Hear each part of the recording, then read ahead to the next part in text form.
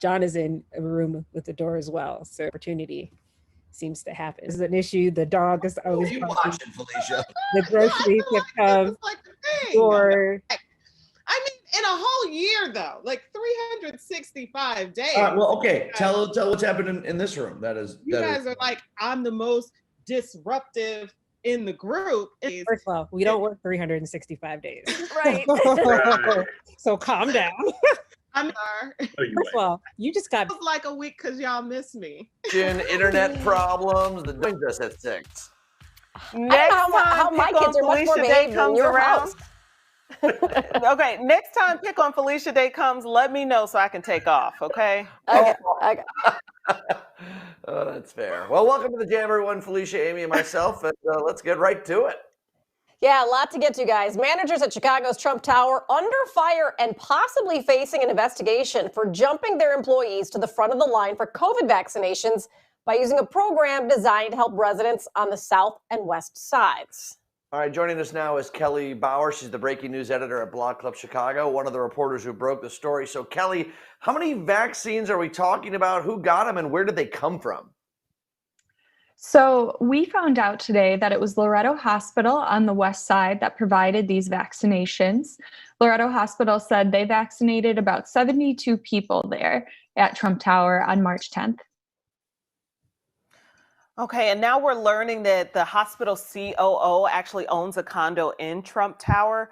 What are we hearing from management about this, well, I don't want to call it a scandal, but about this news that's being reported? Yeah, we were trying to find out exactly how this happened because hotel workers like those at Trump Tower are not eligible and many have not been able to get vaccinated. So when we looked into it, we found out that the COO for Loretto Hospital does live in Trump Tower, has a condo there. And we spoke to the city's health department that said that they're investigating. We also spoke to Loretto Hospital about this, and we're hearing different stories. So Loretto Hospital said that it was workers at the tower who reached out to them, whereas documents we obtained from Trump Tower said that it was a Protect Chicago Plus event and that Loretto Hospital reached out to the tower. Yeah, it's an interesting story, right, Kelly? Because we all want everybody vaccinated, and very well could have been people who live on the southwest sides that work at Trump Tower. So fill in for people where the gray area is here, because I think that there might have been more people than just people from the south and west sides, and that's where I feel some of the antennas were being raised. Yes. So it's possible that some of these people who are vaccinated could be eligible through other means, like if they were 65 and older, or if they had a second job where they were frontline workers. But we spoke to residents and people who work there and found out that some of the people who were vaccinated don't live on the south and west sides or don't meet these other kinds of eligibility criteria. And so, in effect, they were able to get vaccinated before other people who have been deemed by the city and by the federal government to be higher risk. And they've been able to be vaccinated even before other hotel workers who are facing the same kind of risks. I was really surprised in the story when I found out that hotel workers are not yet eligible in the city of Chicago. I know that in other parts of the state, other counties, there's different rules that are there. Is confusion playing a part in some of this, do you think? Or have you heard anything about that maybe lines were crossed that way? Definitely. Things have gotten so confusing between the state guidelines and the city guidelines and what's 1C, 1B, 1B plus. Hotel workers are in 1C, which is expected to begin on March 29th. And when we spoke to Loretto Hospital, they did say that they vaccinated these people as a mistake, that they thought too that hotel workers were part of 1B and were eligible.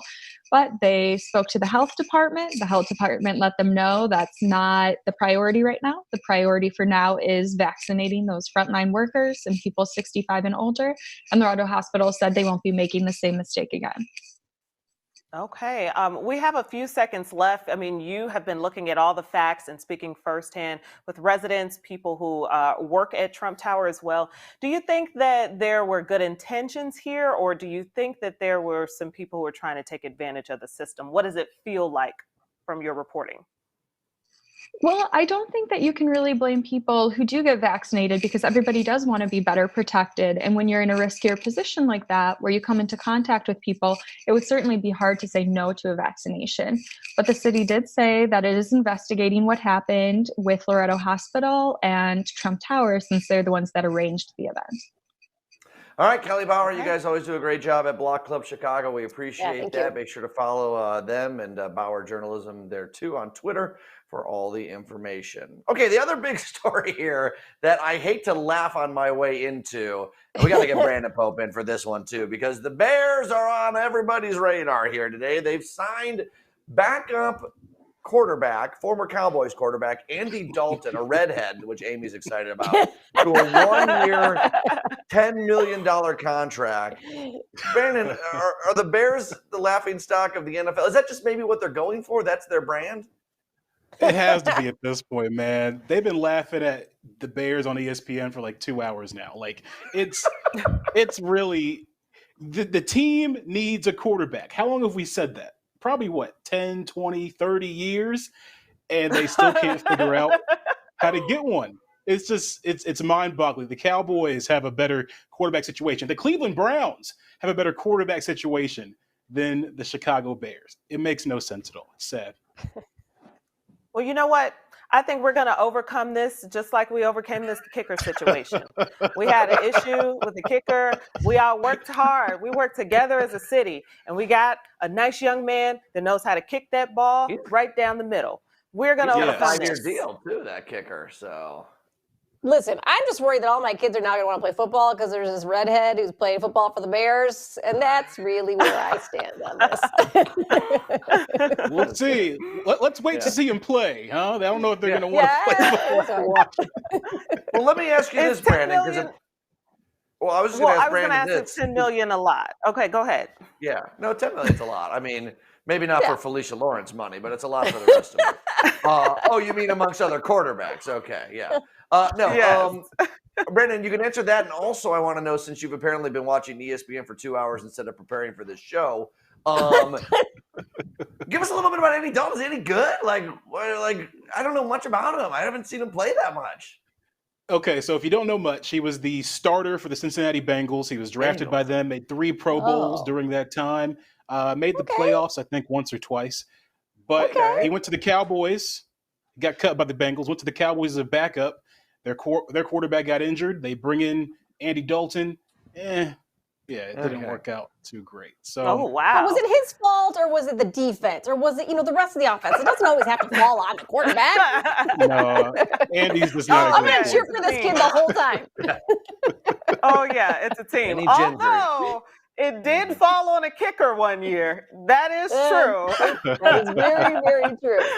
Just everybody do your job, and we don't have any problems. And I think the fact that it was only signed for a year shows the Bears' skepticism. Like, if they felt a little more comfortable, they might have put a couple more years on the table. They did not. Yeah, it's just weird. Jobs are on the line here. Ryan Pace, the GM, and Matt Nagy. Like, this is their job-saving move. I don't see it.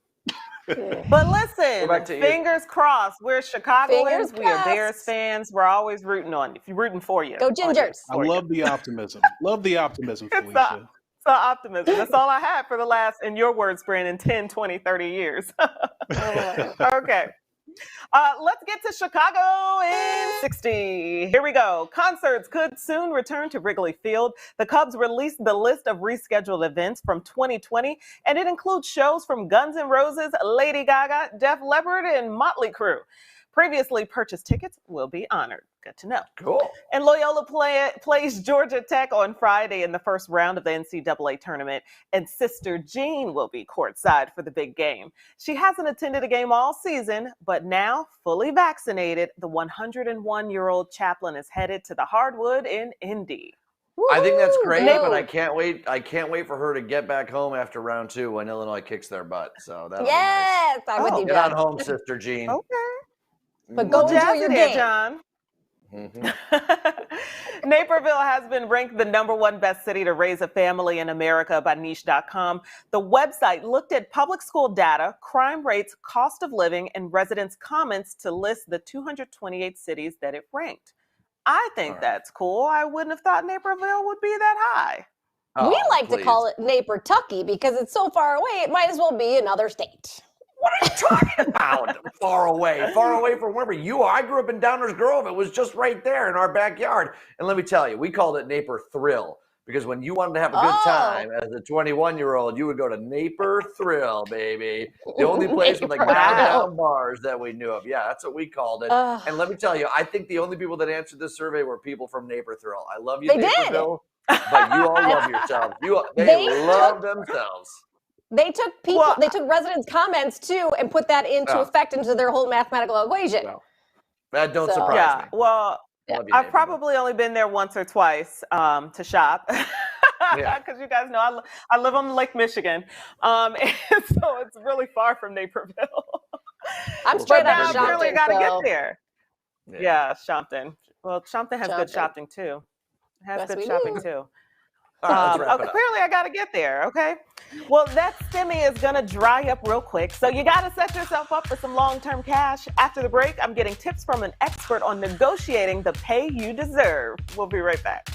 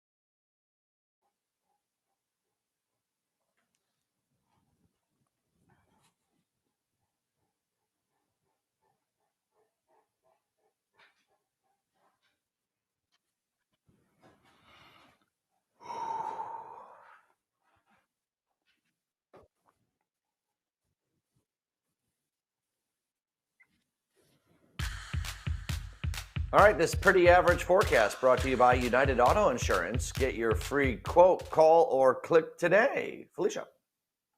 Thanks, John. Despite decades of gains for women across all industries, the gender pay gap still exists and in some cases thrives. Employment legal expert Kristen Prinz joins me now with tips for owning your power in negotiating. Kristen, thank you for being here. This is a really important topic. Please, let's start by sharing just what you've seen. We know women have drastically left the workforce over this last year. What are you seeing? Yeah, I mean, in December, all of the losses for jobs were women. So I'm definitely seeing women either being forced to leave the workforce because they have to take care of family or just being cut. So that's happening a lot. And I do think women are much more scared about asking for equal pay right now because of that. Well, let's dive into that. Where you think these fears are coming from? And let's go over some tips for women to combat these.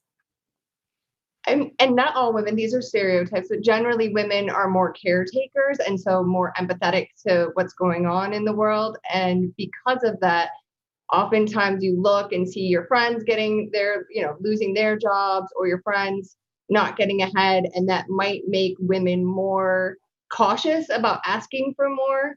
When in fact, if you're working really hard and your company is doing really well, that might be the best time to be asking for something.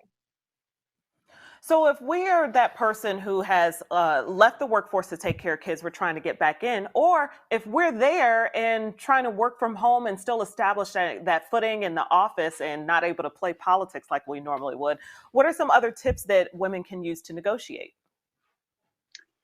Well, I think women, especially if they have taken time off to take care of their kids, actually probably have the most experience with negotiation. I often joke around that I learn a lot about negotiation from my 5-year-old. They're not afraid. Kids are not afraid to ask you for what they want.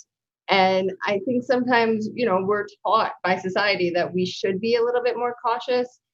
I don't think that we should make ultimatums the way maybe children do, but I think we should give options about, I can work these hours. This is the time, this is my expectation, but I'm open as long as you think that we can get there in the near future. So do you suggest that women go into interview for a job or a new position? Do you think they should just be open about the fact that they have children and that mothering is very important to them? Or do you think that that's something women should still withhold? Because we know legally employers can't ask about your family status, but being a mom, someone might argue that that's part of their identity. Yeah, I mean, I think we all do have to be authentic and true to yourself, but know that some workplaces are not going to be as open to that. But that's probably not where you want to be. I mean, if it is critically important for you to be home by 4:30 or 5 o'clock, and you're going to interview with an employer where that's just not acceptable, I think it's better to be open and be honest about what's important in your life and whether or not the workplace will support that. I mean, eventually we have to push the workforce down this road. And I think men care about being home with their kids too. I think men want to spend more time with their families. And so if we all are more open about that, then we'll make more progress at least for the next generation, even if we don't feel it right now. I completely agree. And I love that you brought men in there, because we know our men, they are dads too, and very important to the family structure. And we also need men who are not kids, men who are in these leadership positions to help move the needle forward as well. It's going to take all of us. Kristen, thank you so much for joining us. Thank you for some of this useful info. We certainly appreciate it. Thanks, Felicia. I appreciate it as well. You guys, more information, okay? You can head to prinz-lawfirm.com. Kristen is always helping people, helping women specifically, get the most of what they can get. Certainly. Brandon, take it away. All right. Well, since our lives moved to Zoom meetings and work cuddled up on our couches, many have opted for a more casual approach to their beauty routine. Now, as the vaccine is allowing the world to move a little more freely, we wondered if that meant returning to your pre-pandemic beauty standards. So we did an Instagram poll to see what you were kind of checking out here. And it looks like, from what we're seeing, that low key is how we're going to be keeping it.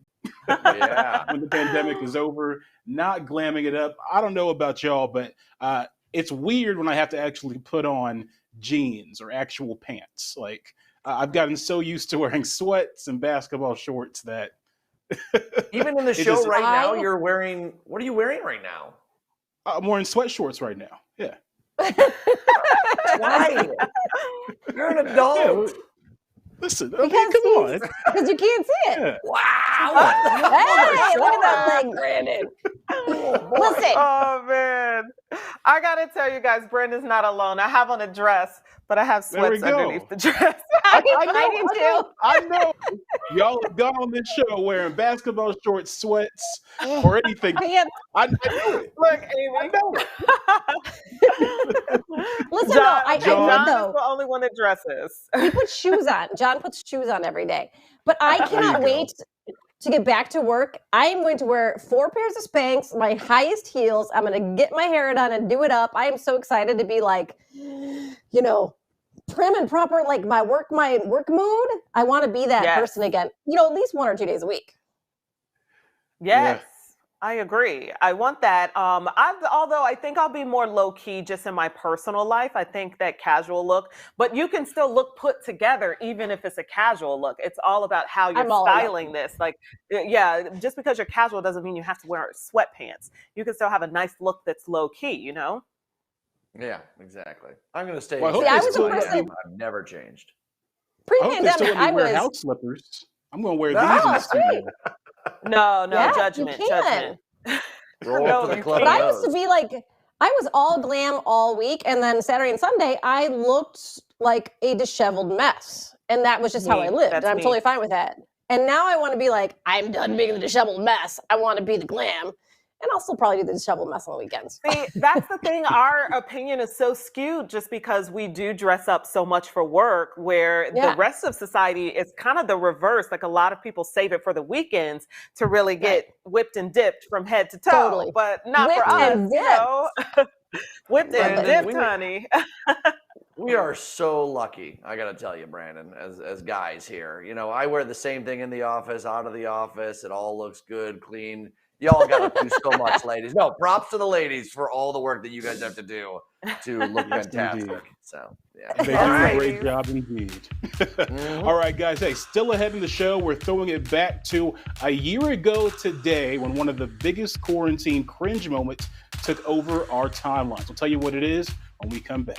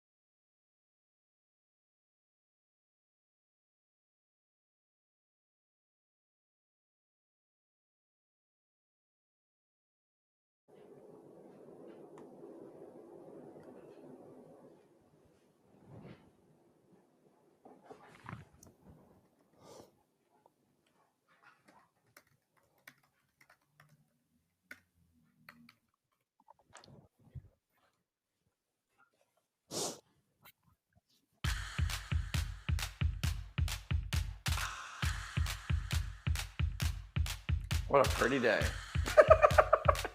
That's what you got, huh? That's all I got.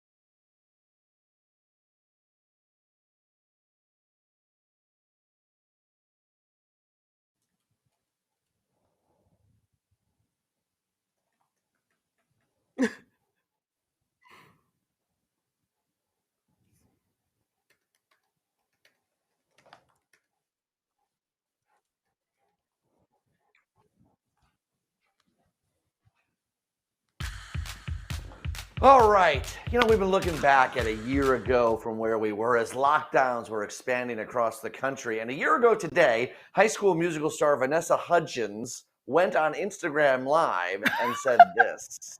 It's a virus. I get it. Like, I respect it. But at the same time, like, even if everybody gets it, like, yeah, people are gonna die.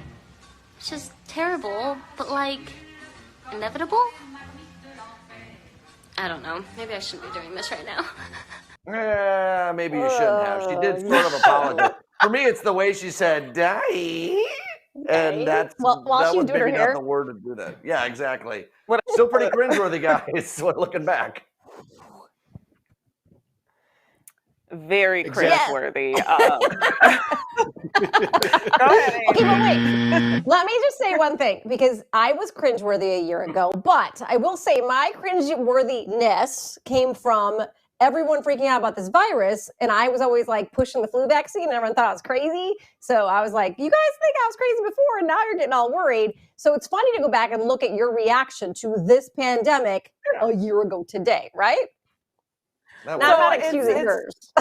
Yeah, hers was still too far then and now. Yeah. I know we knew different information and everything. Still too far. I will say, I wonder if this is just kind of like this, I'm going to say this California living that gets in the way. I only say this because I remember I went to Hawaii and I went to the Pearl Harbor exhibit, and there were these Californians that were there taking selfies and living the life in the middle of this like exhibit where a lot of people had lost their lives.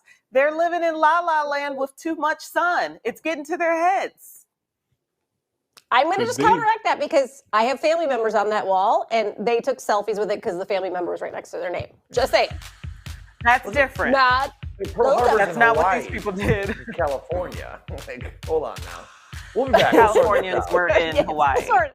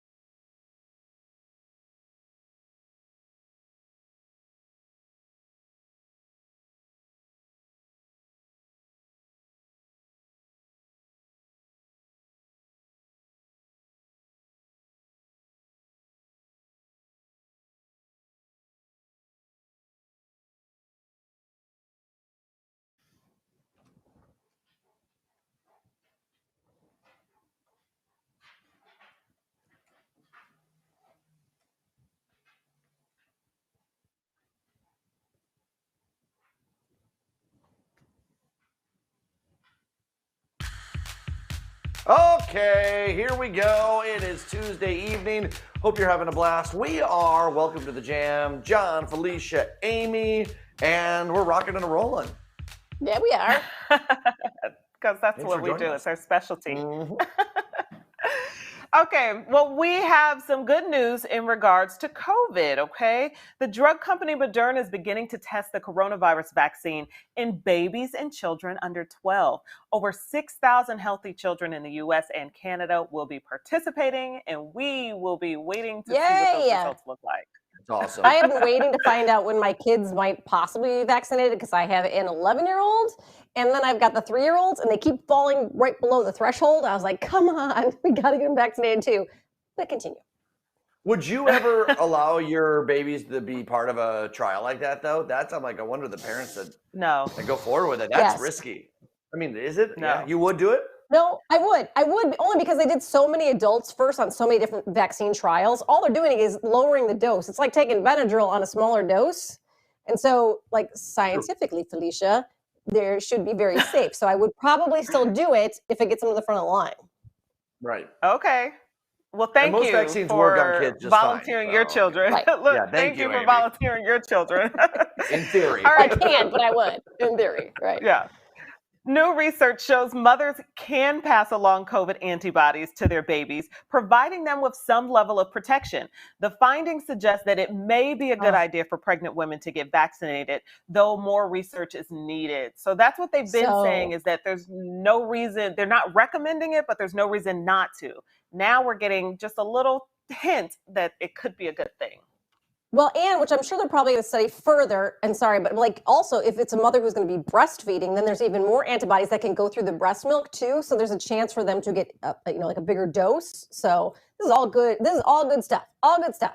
Yes, protect our babies. All right, well, some people who've suffered from COVID symptoms for months are reporting that the vaccine is helping them get better. Scientists cannot yet explain the vaccine's effect on patients who've had the virus, but the NIH has pledged over $1 billion, $1.1 billion, to study COVID over a long period of time. So more time, more knowledge. It's going to help us. It's going to get us further, right? Yeah. That long COVID thing is probably obviously besides like a serious illness and passing away, is one of the scariest aspects about this disease and the unknown nature of it.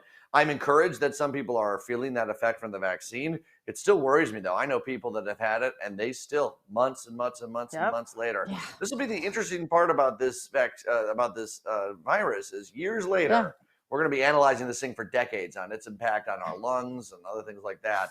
That's true. Fingers crossed. Yeah, we're That's true. Okay, let me get into this last one while we have a little bit more time. Plans to loosen Illinois' COVID restrictions are coming this week. We should be getting an update from the governor's office soon, but a heads up, one thing that's not going to change right now, we're still going to need to wear our masks. That's what we got. Okay, so stay tuned. Let's hear from JB, Governor JB. Governor JB. And hey, CW26 and the Chicago Sun-Times are teaming up to bring you up-to-date, reliable information on the COVID-19 vaccine from state health officials. Find everything you need to know from how to register to where you can get your vaccine by going to our website. That's CW26.com. All right, Chicago is a restaurant city, and its culinary scene is powered up by a slew of female chefs and restaurant owners. Yeah, one of those strong women is certainly making an impact is Rohini Dey. She's the the owner and founder of Vermilion restaurant in River North. And Rohini, one of the things that I know you did when this pandemic hit was teaming up with other women-led restaurants to support each other to get through this thing.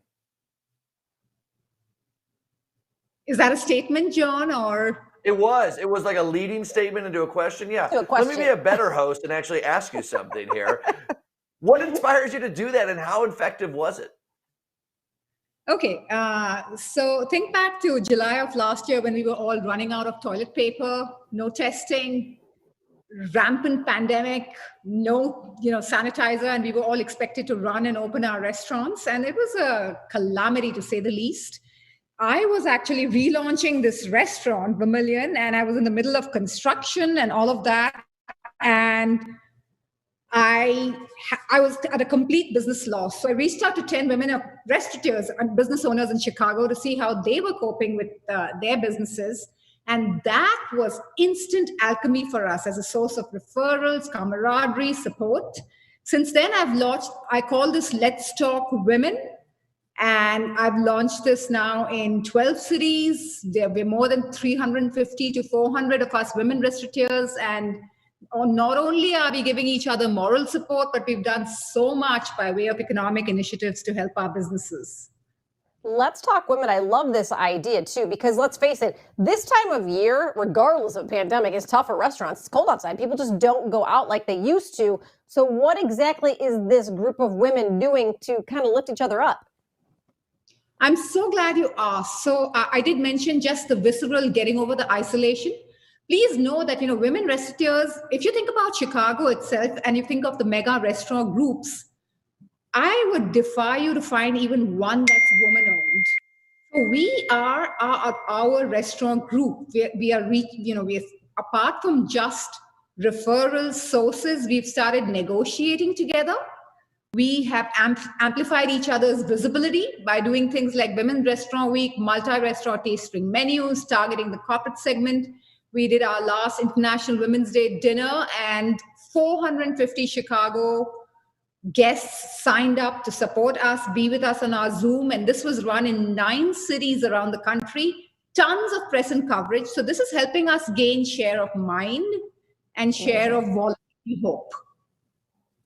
What sorts of specials can we look forward to during Restaurant Week from what you guys are doing?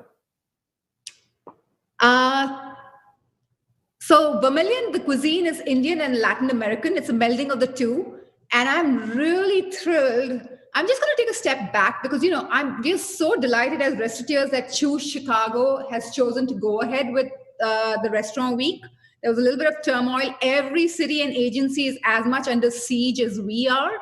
And so they've been incredibly helpful to us all throughout and been very flexible by adding takeout for those who don't want to open for indoor dining, waiving fees. And we are going above and beyond to reciprocate and make sure that the consumer feels not only safe, but loves coming back to dining in our relaunch space. So this is I call it a global street smorgasbord. And so for $55, the consumer is going to, or the guest is going to try 6 different items from Colombia, from Venezuela, from Portugal, from Spain, and from the streets of India, along with 8 different accompaniments. So you get to try a feast of 14 items for $55. How can you beat that? How can you beat that? I mean, Restaurant Week is one of my favorite times because you get so many amazing deals to check out so many amazing restaurants, price fixed menus. It's absolutely wonderful. Thank you so much for joining us. We really appreciate it. I also want to flag that all our Chicago women restaurateurs are doing it, and it's on letstalkwomen.com. So we hope Chicago comes out in droves to support us. Thank you for having us. I started with a statement. I'll end with one too. That's awesome. Congrats and best of luck. Okay. Appreciate that statement. Thank you. Bye. You can go to Vermilion. It's located at 10 West Hubbard in River North. Check them out on Facebook, on Instagram too. And the Restaurant Week starts Friday, March 19th, runs through April 4th. Check out eatitupchicago.com for all the details. Felicia. You guys are fun. Okay, this is funny too. A new beverage trend in Dubai has people lining the streets to get their hands on, and it's a baby bottle. A chain cafe ditched its paper cups and opted to fill baby bottles with lattes and juice. Company bigwigs say after all these months in lockdown, the bottles allowed people to have fun and remember their childhood. Now, I don't know about you guys, but I don't remember using a bottle. Okay, but I would. A sippy cup. Is that a sippy cup? Yeah, because I couldn't find a bottle because I gave them all away to a friend who recently adopted a baby. So I gave all my bottles away, but I have my sippy cups. And by the way, 2 points here. They're really hard to suck on to get the actual beverage out of the cup. It takes some talent. Also, you stop drinking out of bottles and sippy cups when you're like 1.5 years old. No one remembers that from their childhood. Are you sure? John might have used it a little bit longer. I've done it. I've Maybe. done it. I had very slow developing lips. I don't know. I think this is so strange. Like the act of getting like that again and going through that motion. of A hot bottle? that is just so weird to me. Ugh, But that's so listen, foreign. it's the nipple that's weird, right? Yes, okay, Yeah. that's what I was Yeah. getting at. Yes, you just put a So finer weird. point on it, Felicia. So Yeah. sippy cup. Let's get these cocktails in sippy cups ASAP. No, because you I don't can't know. get it out without doing work, Felicia. You got the wrong Let's stop. sippy cups. We need the other ones. Yeah, let's not. This is making me uncomfortable, guys, for some weird reason. So this is there's a reason I am the way I am. Brandon, what's coming up? Same John. Same John. If I ever see a grown man drinking out of a baby bottle, I'm going to roast him because that is ridiculous. That is ridiculous. Have some pride in yourself. It's ridiculous. All right, guys. LeBron James is taking his talents to the East Coast all the way from his GOAT status. That's coming up in the news you need to know. We'll be right back.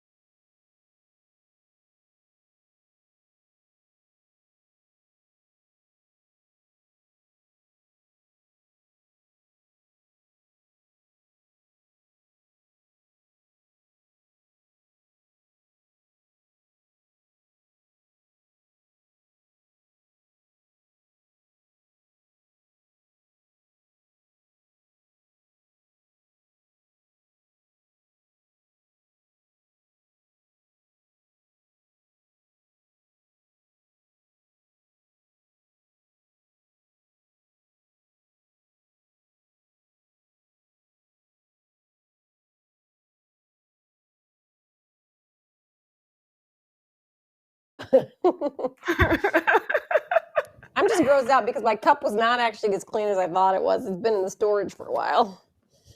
You got a mouthful of dust. It's something. Oh, smells funky too.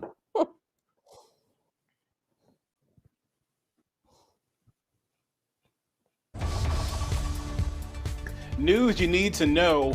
U.S. intelligence believes North Korea could be preparing to carry out their first weapons test since President Joe Biden took office. It comes as Kim Jong-un's sister warned the U.S. today to not cause a stink, whatever that means. Shut up, North Korea. Yeah, okay. Yeah. Who says Do we not not to cause care? a stink? I don't mean to be rude, but do we now have to care about the sister? Like, you don't hear about her. And now we've already had to worry about the last two. It's always a worry of North Korea. It's always a worry. Okay. Supposedly she's powerful, a powerful sister, but whatever. How about this one? This is awesome news here. LeBron James continues his journey into sports ownership, becoming a partner of the Boston Red Sox ownership group, Fenway Sports. He and his partner, Maverick Carter, are now the first Black people to hold ownership stake in the MLB team. And I mean, come on. I mean, he's already got ownership in Liverpool, the soccer team. Now he's got this. The GOAT status. It's really building up. Is he just trying to be a better owner than Michael Jordan was because he can't be a better player than Michael Jordan was? Also, didn't they say partner? I thought Michael Jordan owns 100%. Because he's not does. quite at 100%. He's So he not can't at even get his 100% numbers yet. up to that. Yeah, he's not even as high as Jordan. Yeah, come is. on, Like Brandon. at 50-50. But does Michael Jordan own a pizza company? I don't think so. Does he need No, to? pizza's not healthy for you. Yeah, that's not healthy. No, that's a fair point. No, Brandon's got us there. That's a fair point. He doesn't need to. And another story here. This one, Amy, I know you're going to want to talk about. Oh, Instagram I'm so angry. has added Yeah. new teen safety tools to stop adults from DMing kids who do not follow them. This is an interesting move here. Amy, what are your thoughts? Why shouldn't it just be that adults cannot DM teenagers? Why don't we just block it? As a matter of fact, why do any teenagers get DMs at all anyway? I mean, frankly, the amount of kids that are on Instagram that are not of age that are legally supposed to be on there is insane. So just shut it down. Shut it down. Stop. So you're saying Stop. no teenagers can have DMs? So like, does I that think it stop at should a be certain that way. age? I think when you like hit all the way like to like 20, 17? I think 20, in my opinion, 20. Wow. Why can't they but talk to then each I other? think though? people, Like, that's fine. but I think people are still going to lie about it like they do now. Like, you know, there are 10-year-olds that are on Instagram, and don't you have to be 13 or something? And their They would just parents are lie about signing it. them up. So don't even get me started, because that drives me crazy. Because I know plenty of Really? people whose kids are on Instagram and they're not even of age yet. But I will say it's an adult world. Instagram is an adult world. There's a lot out there. It is. Very Snapchat. Go to adult world. Snapchat. Yes, indeed. Play on Snapchat. Well, with Be filters. careful on Snapchat too. You got adults there too. Adults are everywhere. They mess up everything. They're messing up everything. My poor kids. Just keep I the know. kids It off social stresses me media. out. You know, I want to be a mom, Amy. I haven't even gotten that far. Well, obviously, we'll leave it there. Yeah, I haven't gotten that far. Stresses me out to no end. Go ahead, All right, Brandon. guys. I'm going to explain the steps of getting that far, and then I stopped. There you go. There But you go. first, step one is have a baby. Yes, indeed. Yes, indeed. Another story here, guys. A Florida mom and daughter were arrested after allegedly hacking into student accounts to rig a vote for the daughter to be the homecoming queen. Collusion. Oh my. School officials were tipped off when 117 votes came from the same IP address belonging to the mom. She was still crowned the queen last October. Now, as a former homecoming king and prom king myself, I am just rattled by this to really just wow, what a Brandon. shame. What a Homecoming dishonor king to the and queen. crown. You were homeschooled. You can't be homecoming king and you were I wasn't homeschooled. homeschooled in high school. I wasn't homeschooled in high school, though. That's good though. So they didn't know you. You came in, you waltzed in. They thought this guy's okay. Made you homecoming king. Yeah. Quite cool. And I took over with an iron rule, just like that. New kid comes in, Well, takes over I the think reins. this is shocking. I think all this ties back again to social media. Why was it that important? I mean, I feel like social media has made these things, these life events, these like picturesque, perfect things so important in kids' lives that the parents are now jumping in and like changing IP, like putting in votes. The parent that is supposed to have the judgment to steer you in a better direction. They didn't grow up with social media. They should know better. It's certainly gone too far. And who on here remembers their homecoming king and queen? Like, I don't remember from high school or college. Like, it's not You're that breaking deep. Brandon's heart by saying that. But I definitely remember. I was runner-up homecoming king, and I'm jealous that this didn't happen. Now, I know I look like Felicia's internet right now, so bear with me here. But I just want to say that the mom didn't, they don't know for sure the mom did it. The mom works for the district, has access to these accounts. The girl was bragging that she went through her mom's access to do this. That's the story, even though they were both arrested for this thing. Which also, can you believe they were arrested for this? Like, this can't be sorted out a nicer way? Like, dragged to the jail Teach them a because they changed a lesson couple. early. Well deserved. Well Teach them a deserved. lesson Yeah. early, Wait. and they won't make the mistakes long term. Right? Arrested like with your mom though, like with your parent. Like it doesn't Well, carry the mom same weight. screwed up. My mom's gonna protect me. Welcome, Dano. All right. But it's okay. Yeah. Lock Hey, 'em up. coming up, vaccine conspiracies, snake bites, and royal mortgages. We are talking all the stories that make us say, no-ish, Sherlock.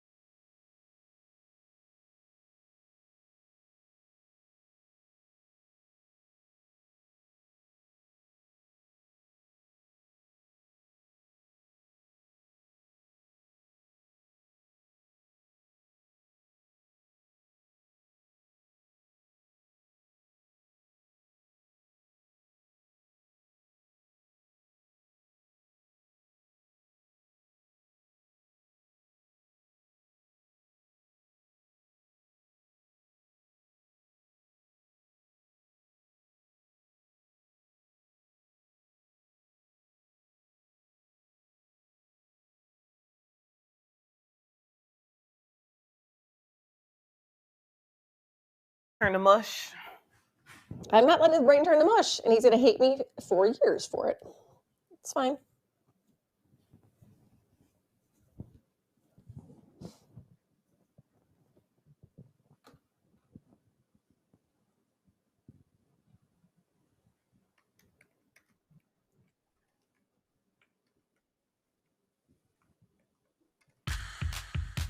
All right, y'all, eyes on the prize here. I want you all to focus. Woohoo! Where are the nicest days of the week? Sunday, Saturday, Sunday, and Monday. Sunday. Yeah, see, And there Monday. you go. The weekend.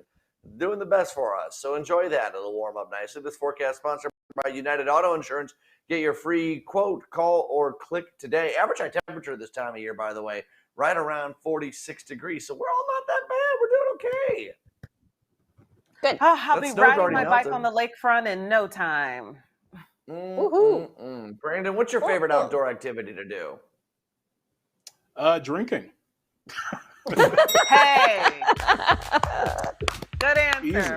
We love a good day party. Good answer. That's a good fade to black. Go to break. Honesty is wonderful, Who doesn't Brandon. love a good day party? Thank Day you. drinking. Thank you. A little margarita action. Hey.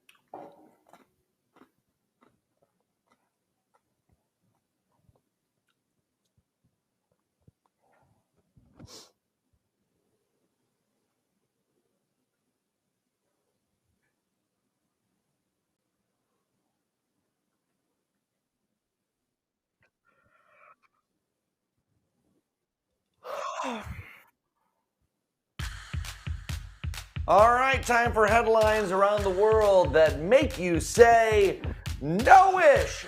Sherlock. Oh my God, I thought I was going to slip and say it there. Yeah, it's obvious news. I got It's a my trap. hands like high in the air and I was like, oh my God, I'm about to say it. So mine comes from The Hill. Facebook study finds overlap between vaccine hesitancy and QAnon. You think? You're telling me that the same people that think that there's a cabal of Democrats kidnapping children and holding them hostage in pizza restaurants also think that Bill Gates wants to implant something, a microchip in a vaccine? You're telling me that those two things are correlated? No-ish, Sherlock. That's a good one. Okay. Yeah. So this 32-year-old snake handler, was bitten in the face by a wild python that he found in the Florida Everglades. Now, to be exact, it was a 3-foot Burmese python that bit him several times in the arm before he lunged and bit him right above his eye. This guy was just leaking the blood. The lesson here is not to touch snakes in the wild. No-ish, right? Duh. Right. No-ish. Exactly. But listen, you would think. Yeah. But this actually brings us back to our sexy vet, Dr. Evan Anton, that we interviewed. Take a look at this. We were talking about his snake, and he brings it out of its cage, and it attacks him like 4 times, where we had to actually stop talking because we were worried that the snake was going to attack his face. And it did. But luckily he didn't get bit. You know what's that really- beautiful face. You know what's And not in that face. Not on that You know what's beautiful really face. confusing? I think Felicia's wearing the same thing that she was wearing on that day. I don't know if when it goes back to that fortune. One short sleeve. Wait, that threw me off looking at the 4 and the 4. There it is. And the hair's all. Look at my hair. Look how much my hair has grown. Oh, so different. Okay, guys. A California woman's attempt to help out the royals has gone bust. She set up a GoFundMe to raise money for Meghan and Harry's $14 million California mortgage. The woman noted they came to the U.S. without jobs and limited funds. And by limited, let's say this. They reportedly have more than $12 million from Princess Diana's estate, as well as a massive production deal with Netflix. So yeah, no ish. Fundraiser taken now. Can you imagine raising money for a prince and a princess, even if they absolve those titles? Like, what are you doing? Help 3 donations of like $5. Awesome. That's what I would have thought about. Remember when they said Tyler Perry is the one that put him up in his house when they were trying to get, find a place to live and pick up their life? That's what I thought. Like, if I were Tyler Perry, I would have been like, wait a minute, do they really need this? They're millionaires. They got money. Money. Like, who cares? Like, these guys. They raised $110. What do you think they bought with that $110, Brandon? What do you think Meghan Markle? They never even got it because it got shut down. Well, so no, I'm just like. Am I taking the fun out of it? Sorry. They got lunch for their security. They got lunch for their security guards. There you go. Yeah, there you go. That was a nice answer. They got a bunch of Blaze pizzas from LeBron James. Okay, yeah, you had to squeeze that in. We'll see you tomorrow. Have a great night, everybody. Bye.